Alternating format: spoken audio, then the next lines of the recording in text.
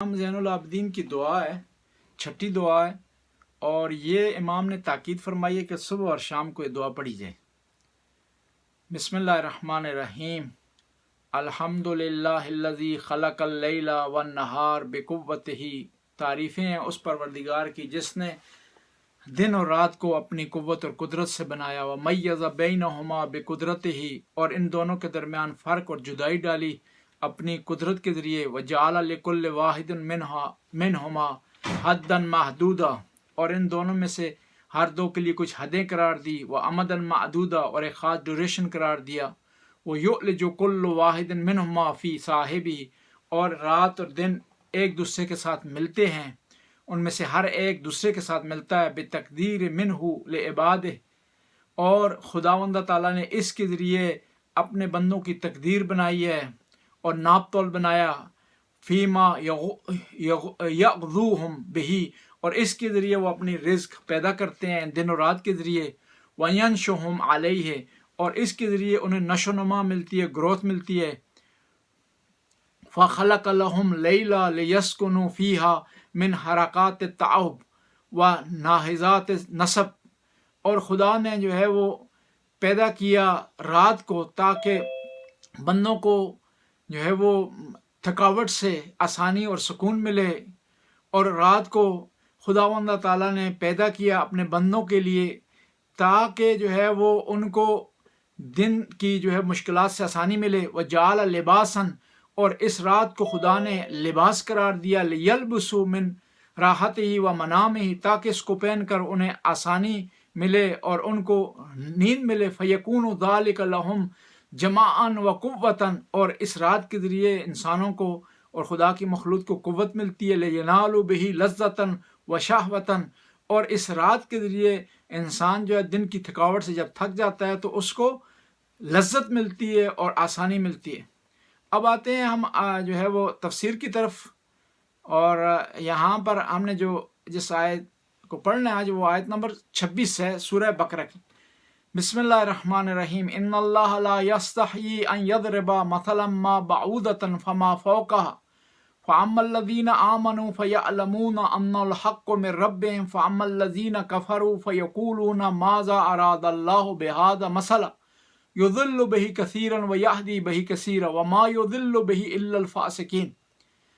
اللہ تعالیٰ کو کوئی اس میں قباحت نہیں ہے کہ وہ مچھر کی مثال دے یا اس سے کم اور زیادہ کی، فَأَمَّا الَّذِينَ آمَنُوا، اور وہ لوگ جو کہ ایمان لائے ہیں، يَعْلَمُونَ فَيَعْلَمُونَ، وہ جانتے ہیں، أَنَّ الْحَقَّ مِن رَبِّهِمْ، حق ان کے پروردگار کی طرف سے ہے، فَأَمَّا الَّذِينَ كَفَرُوا، لیکن جنہوں نے کفر کیا، فَيَقُولُونَ مَاذَا أَرَادَ اللَّهُ بِهَذَا مَثَلًا، کہ خدا ان مثالوں کے ذریعے کیا ارادہ کرتا ہے، اور انہی مثالوں کے ذریعے بہت سے لوگ ہیں گمراہی اختیار کرتے ہیں اور بہت سے لوگ ہدایت پاتے ہیں، اور کوئی بھی گمراہی اختیار نہیں کرتا مگر وہ لوگ گمراہی اختیار کرتے ہیں جو فاسق ہیں۔ یہاں پر خداوند تعالیٰ نے جو ہے وہ ایک وضاحت کی ہے، اور وضاحت اس طرح ہے کہ خداوند تعالیٰ نے قرآن میں چند چھوٹے حیوانوں کی مثالیں دی ہیں۔ خداوند تعالیٰ نے چھوٹے حیوانوں کی قرآن میں مثالیں دی ہیں جس کی بنیاد پر بعض کفار نے اعتراض کیا۔ مثلا قرآن میں گدھے کی مثال آئی ہے، قرآن میں جو ہے وہ عنکبوت کی مکڑی کی مثال آئی ہے، قرآن میں مچھر کی مثال آئی ہے، تو اس پر کس نے اعتراض کیا؟ کفار نے۔ یہ کون سی بات ہے؟ یہ کون سا خدا ہے؟ یہ کون سا نبی بھیجنے والا ہے جو کہ چھوٹی چھوٹی مثالیں دے رہا ہے، مچھر کی مثالیں دے رہا ہے، جو ہے وہ مکڑی کی مثالیں دے رہا ہے، گدھے کی مثالیں دے رہا ہے؟ تو خداوند تعالیٰ جواب دیتا ہے اس آیت میں کہ خداوند تعالیٰ اس بارے میں کوئی قباحت نہیں ہے خدا کو کہ وہ کسی چیز کی مثال دے، کیونکہ خداوند تعالیٰ نے اور قرآن نے لوگوں کی جو ہے سمجھ کے مطابق بات کرنی ہے، لوگوں کے ذہن کے مطابق بات کرنی ہے، لوگوں کے اس سطح کے مطابق بات کرنی، اور لوگوں کو مثال کے ذریعے آسانی سے سمجھ آ جاتی ہے۔ مثلا قرآن نے مثال دی گدھے کی کہ وہ آدمی جس کے پاس علم ہو اور عمل نہ کرتا وہ ایسے ہی ہے، وہ اس گدھے کی مانا جس پر کتابیں لاد دی گئی ہیں۔ یعنی یہ یہودی جو علماء ہیں، یہ جو یہودی ہیں، ان کے پاس علم ہے، تورات میں انہوں نے پڑھا ہے کہ نبی آئیں گے، ان کی یہ نشانیاں ہیں، ان میں یہ کمالات ہوں گے، ان میں ایموجز ہوں گے، لیکن اس کے باوجود اس پر عمل نہیں کر رہے، نبی کو فالو نہیں کر رہے، گویا اس گدھے کی ہیں یحمل اسفارا، جو کہ کتابیں اٹھا رہا ہے۔ پھر قرآن نے مثال دی کہ وہ لوگ جو کہ خدا کے، قرآن کے، نبی کے مخالف ہیں، یہ جتنا جدوجہد کریں، کوشش کریں، پلان بنائیں، سازشیں کریں، ان کی جو سازشیں ہیں، ان کے جو پلان ہیں، وہ مکڑی کے جالے کی طرح ہیں۔ پھر خدا نے مثال دی ہے کہ اگر یہ کفار جو ہے اپنے آپ کو بہت بڑا سمجھتے ہیں، اتنی دلیلیں دیتے ہیں، اسلام کے خلاف لڑ رہے ہیں، کوشش کر رہے ہیں، اسلام جدوجہد کر رہے ہیں، اگر ان کے پاس پاور ہے تو آئیں یہ کیا کریں، ایک مکھی جو ہے وہ اس کو خلق کریں، اس کو بنائیں، اس کو جو ہے وہ اس کی تخلیق کریں۔ جب ایسی چھوٹی سی مکھی نہیں بنا سکتے تو پھر کس طرح خدا کا مقابلہ کر سکتے ہیں؟ اور قرآن نے جو مثالیں دی ہیں، یہ مثالیں سمجھانے کے لیے دی ہیں، اور پھر قرآن نے خود کہا بھی ہے کہ ہم جو مثالیں دے رہے ہیں یہ لوگوں کے لیے سمجھانے کے لیے، تلک الامثال نضربها للناس وما يعقلها الا العالمون، یہ جو مثالیں ہم دیتے ہیں لوگوں کے لیے، ان کو صرف عقل والے، سمجھ والے لوگ جو ہے وہ سمجھ سکتے ہیں، کوئی اور نہیں سمجھ سکتا۔ اور پھر قرآن نے ہر قسم کی مثال دی ہے، مثال دینے میں کوئی قباحت نہیں ہے۔ انسان کسی کو سمجھانا چاہتا ہے تو مثال کے ذریعے بہترین جو ہے سمجھایا جا سکتا ہے۔ مثلا ہم اردو میں کہتے ہیں، دوسری زبانوں میں کہتے ہیں فلاں آدمی لومڑی کی طرح چلاک ہے، فلاں آدمی جو ہے وہ کام بہت زیادہ کرتا ہے لیکن اس میں سمجھ بوجھ نہیں ہے۔ وہ اس کو مثال ہم دے دیتے ہیں کس کی، ایسے جانور کی جو کام زیادہ کرتا ہے لیکن سمجھ اس میں کم ہوتی ہے، یا کوے کی مثال دے دیتے ہیں۔ یہ مثالیں دینے میں کوئی حرج نہیں۔ اور پھر دیکھیں کہ خداوند تعالیٰ نے جو ہے مچھر کی مثال دی۔ مچھر میں ظاہری طور پر ایک چھوٹا سا جانور ہے، ایک جو ہے معمولی سے جانور ہے، جو ایک ہاتھ کے ذریعے، ہاتھ کی حرکت کے ذریعے ختم ہو جاتی ہے جس کی زندگی۔ لیکن اس میں اگر عبرت حاصل کرنا چاہے، اس میں انسان اگر چاہے کہ خدا کی معرفت حاصل کرنا چاہے تو اس میں جان سکتا ہے، معرفت حاصل کر سکتا ہے۔ کس طرح معرفت حاصل کر سکتے ہیں؟ دیکھیں چھوٹا سا جانور ہے، اس میں جو ہے وہ غذا سٹور کرنے کی طاقت ہے، اور اس میں چھوٹا سا جانور ہے لیکن اس میں آپ دیکھیں کتنی دقت اس کو بنانے میں خداوند تعالیٰ کی کتنے کمالات پائے جاتے ہیں، معجزے پائے جاتے ہیں۔ چھوٹا سا جانور ہے اور وہ کھانے کی اس میں جو ہے وہ سٹور کرنے کی پاور اس میں ہے، وہ اڑتا ہے، وہ پرواز کرتا ہے، وہ جو ہے تولید مثل کرتا ہے، اور یہ اگر بعض اوقات انسان کو کاٹ دے تو اس کو کتنی مشکلات جو ہے پیش آ سکتی ہیں۔ جیسے پاکستان میں دیکھیں آپ، ڈینگی کا مچھر آ گیا ہے، اور وہ ایک مچھر ممکن ہے انسان کی جان لے سکتا ہے۔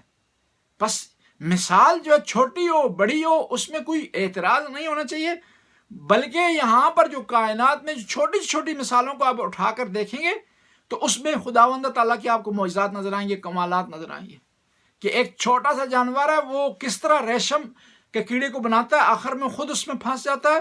چھوٹا سا جانور ہے کس طرح ریشم کو بناتا ہے، آخر میں خود اس میں پھنس جاتا ہے۔ پھر اس کے علاوہ جو ہے چیونٹی کی مثال آپ دے سکتے ہیں، کوئی اور مثالیں کئی دے سکتے ہیں۔ اگر انسان اگر چاہے تو خدا کی معرفت حاصل کرنا چاہے تو ان مثالوں کے ذریعے حاصل کر سکتا ہے۔ پھر قرآن یہ کہہ رہا ہے کہ وہ لوگ جو کہ ایمان رکھتے ہیں ان کو غرض نہیں ہے کہ مثال چھوٹی ہو بڑی ہو، انہوں نے ایمان لانا ہے، انہوں نے خدا کو ماننا ہے، انہوں نے خدا کی پیروی کرنی ہے۔ لیکن جو لوگ نہیں ماننا چاہتے ان کے لیے چھوٹی مثال ہو بڑی مثال انہوں نے نہیں ماننا۔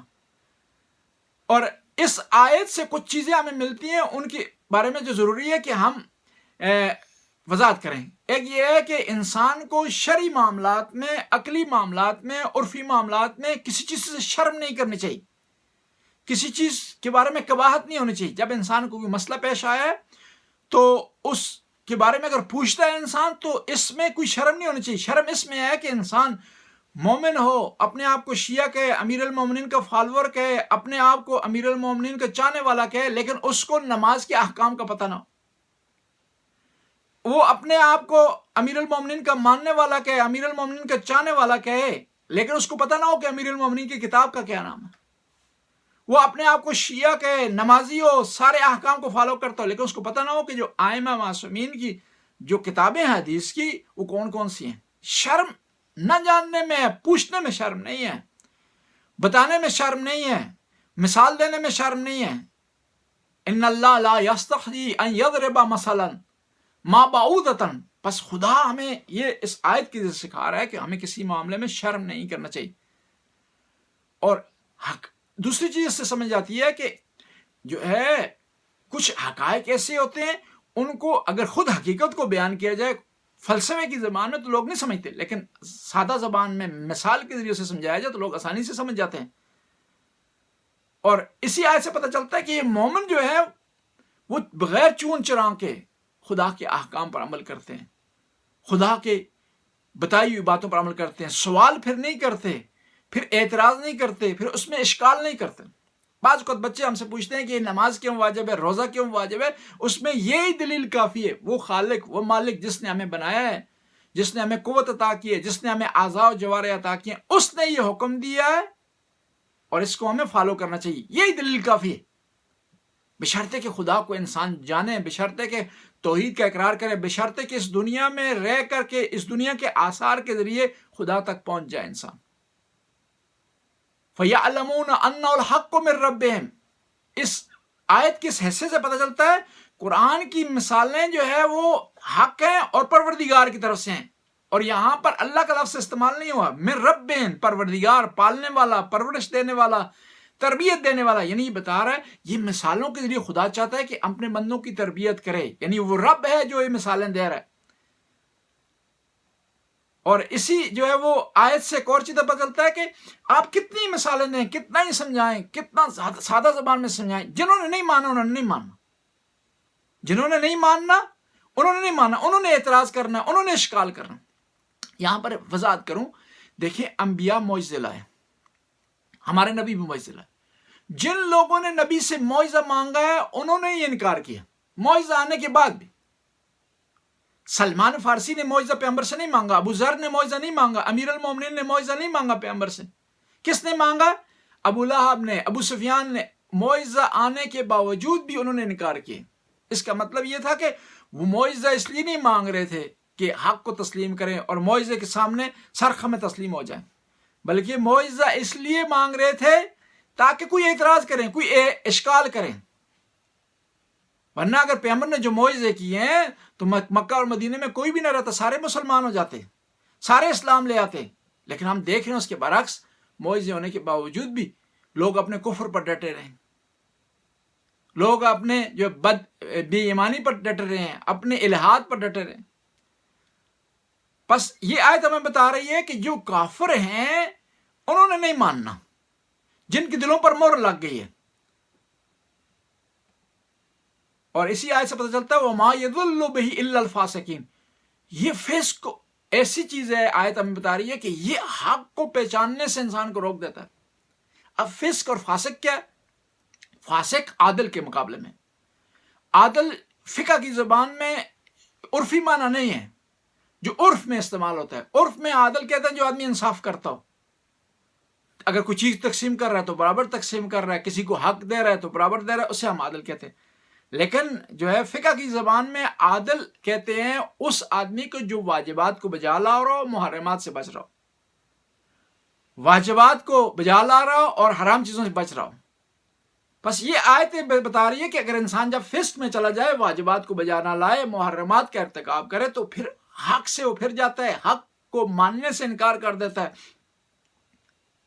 وَمَا يَضُلُّ بِهِ إِلَّا الْفَاسِقِينَ، بس جو ہے گمراہ نہیں ہوتے مگر وہ لوگ جو کہ فسق و فجور کرتے ہیں۔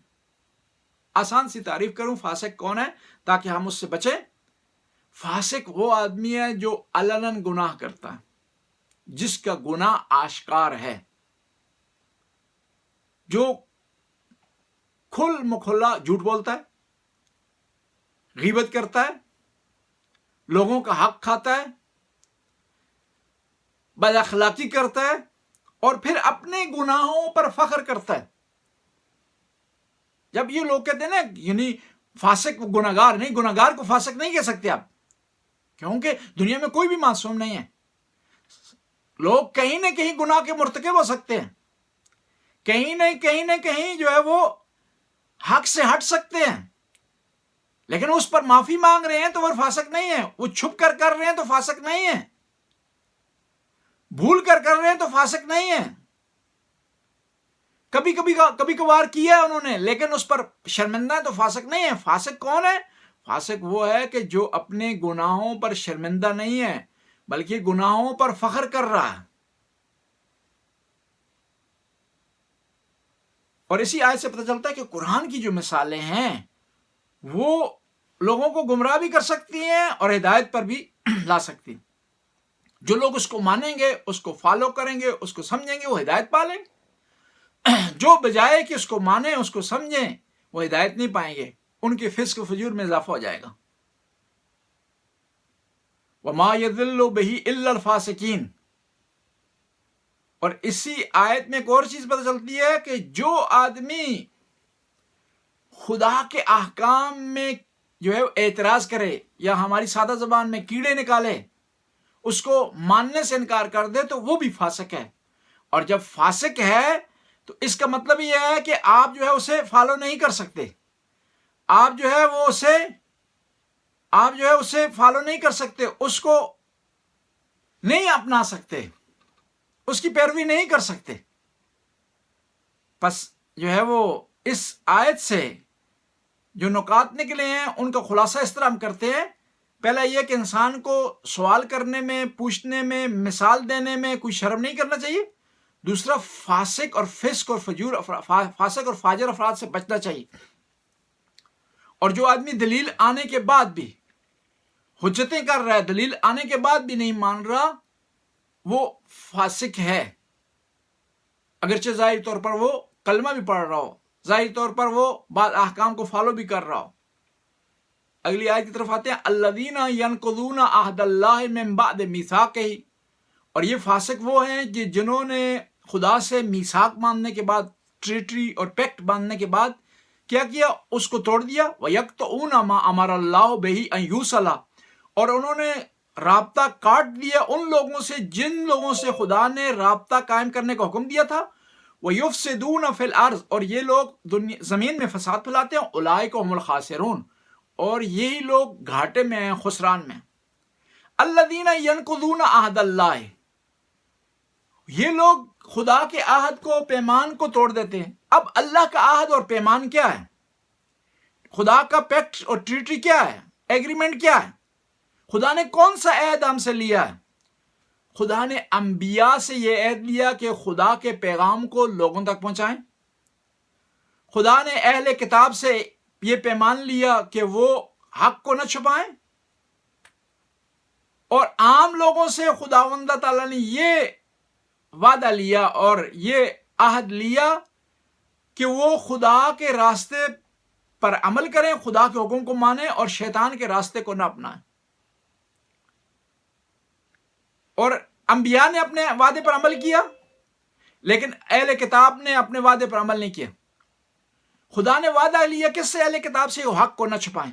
اب وہ حق کون سا تھا کہ جس کو اہل کتاب نے چھپایا، پنہان کیا، اس پر پردہ ڈال دیا؟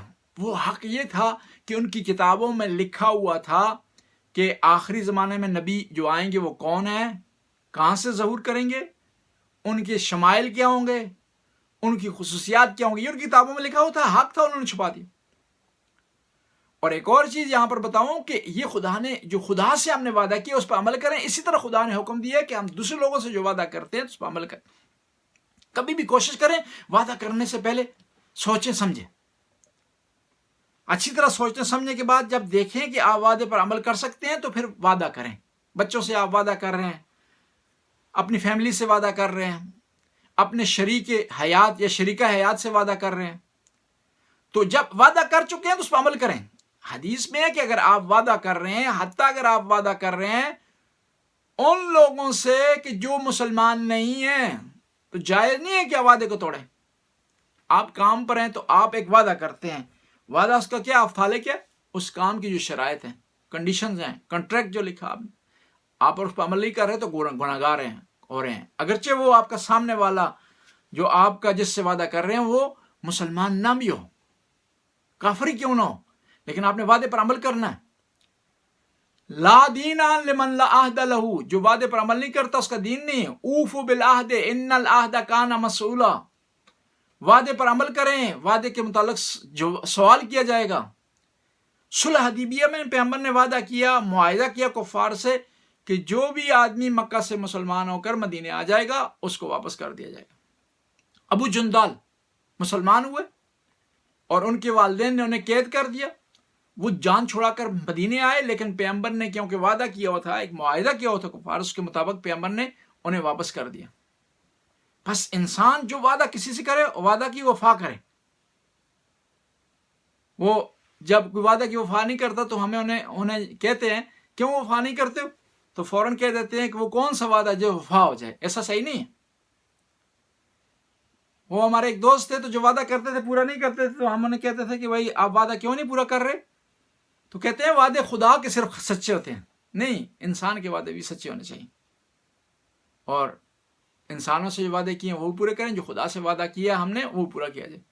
اس کے بعد خدا کہتا ہے، خداوند تعالیٰ کا ارشاد ہوتا ہے کہ یہ لوگ جو فاسق ہیں وہ وعدے کو توڑ دیتے ہیں، پھر دوسرا ان کا کام یہ ہے کہ جس کو وصل کرنے کا، جن لوگوں سے رابطہ کرنے کا ہم نے حکم دیا ان سے رابطہ کاٹ دیتے ہیں۔ کس سے خدا نے رابطہ کرنے کا حکم دیا؟ علماء سے، رشتہ داروں سے، ہمسایوں سے، دوستوں سے۔ بہار الانوار میں 100 حدیثیں صلہ رحم کے بارے میں، اور اس میں بتایا گیا کہ جو صلہ رحم کرے گا اس کے خدا رزق میں وسعت کرے گا، جو صلہ رحم کرے گا اس کی عمر لمبی ہوگی، جو صلہ رحم کرے گا وہ جنت میں داخل ہو جائے گا۔ صلہ رحم تزکیہ نفس کا باعث بنتا ہے، اور صلہ رحم میں اگر آپ جا رہے ہیں کسی سے ملنے کے لیے، رشتہ دار سے، والدین سے، تو جو قدم بھی اٹھائیں گے وہ آپ کی عبادت میں شمار ہوگا۔ امام جعفر صادق علیہ السلام ارشاد فرماتے ہیں کہ میرے والد گرامی نے مجھے وصیت کی کہ وہ لوگ جو کہ اپنے رشتہ داروں سے رابطہ کاٹ دیتے ہیں، قطع تعلق ہو جاتے ہیں، ان سے دوستی مت کرنا۔ یعنی اتنی تاکید ہوئی ہے صلہ رحم کے بارے میں، وَيَقْطَعُونَ مَا أَمَرَ اللَّهُ بِهِ أَن يُوصَلَ۔ بس یہ فاسق وہ لوگ ہیں جو صلہ رحم نہیں کرتے، رشتہ داروں سے ملتے نہیں، ان سے اچھا سلوک نہیں کرتے، ان کے حق و حقوق ادا نہیں کرتے۔ وَيُفْسِدُونَ فِي الْأَرْضِ، اور یہ زمین میں فساد پھیلاتے ہیں۔ فساد کس طرح پھیلاتے ہیں؟ اس آدمی کو اس آدمی سے جھگڑا کرواتے ہیں، اس کے خلاف باتیں کرتے ہیں، اس کے خلاف غیبت کرتے ہیں، لوگوں کو پریشان کرتے ہیں، لوگوں کو ان کے حق حقوق ادا نہیں کرتے، ان پر تہمت لگاتے ہیں۔ بس فاسقوں کی خداوند تعالیٰ نے اس آیت میں 3 نشانیاں بتائی ہیں۔ پہلی نشانی ہے کہ وہ خدا سے جو وعدہ کیا اس کو پورا نہیں کرتے، دوسری صلہ رحم نہیں کرتے، تیسرا جو ہے اس دنیا میں فساد پھیلاتے ہیں۔ اگلی آیت کی طرف آتے ہیں، کیف تکفرون باللہ وکنتم امواتا فاحیاکم ثم یمیتکم ثم یحییکم ثم الیہ ترجعون۔ تم اللہ کا جس نے تمہیں خلق کیا، روزی دی، رزق دیا، تمہیں حیات دی، تمہیں نعمتوں سے نوازا، اس کا تم کس طرح جو ہے وہ کفر کر رہے ہو؟ کیف تکفرون باللہ، تم کیسے کفر کر رہے ہو اللہ کا؟ کنتم امواتا، تم مردہ تھے، فاحیاکم، تمہیں اس نے زندگی عطا کی، ثم یمیتکم، تم پھر جو ہے مردہ ہو جاؤ گے، ثم یحییکم، تمہیں پھر دوبارہ زندہ کرے گا، ثم الیہ ترجعون، پھر تم اس خدا کی طرف پلٹائے جاؤ گے۔ بس یہ خداوند تعالیٰ ایک پروسیس بتا رہا ہے یہاں پر۔ ان پروسیس سے تمہیں کون گزار رہا ہے؟ ان پروسیس سے تمہیں اللہ تعالیٰ گزار رہا ہے، اور اللہ تعالیٰ تمہیں اس پروسیس سے گزار رہا ہے تو تمہیں اس کا شکر ادا کرنا چاہیے، اس کے سامنے سجدہ کرنا چاہیے، اس کی نعمتوں کا شکر ادا کرنا چاہیے، اور جو تمہیں خلق کیا ہے سب سے بڑی نعمت۔ ہم نے ان دروس کے کسی جو ہے وہ سیشن میں سوال پیش کیا تھا کہ یہ بتائیں کہ خدا نے انسان کو کیوں خلق کیا ہے، تو آج جو اگر ممکن ہو تو اس پر ڈسکس کریں گے۔ یہاں پر ہم مکمل کرتے ہیں، اس آیت کی مزید تفسیر جو ہے وہ انشاءاللہ ہم نیکسٹ سیشن میں کریں گے۔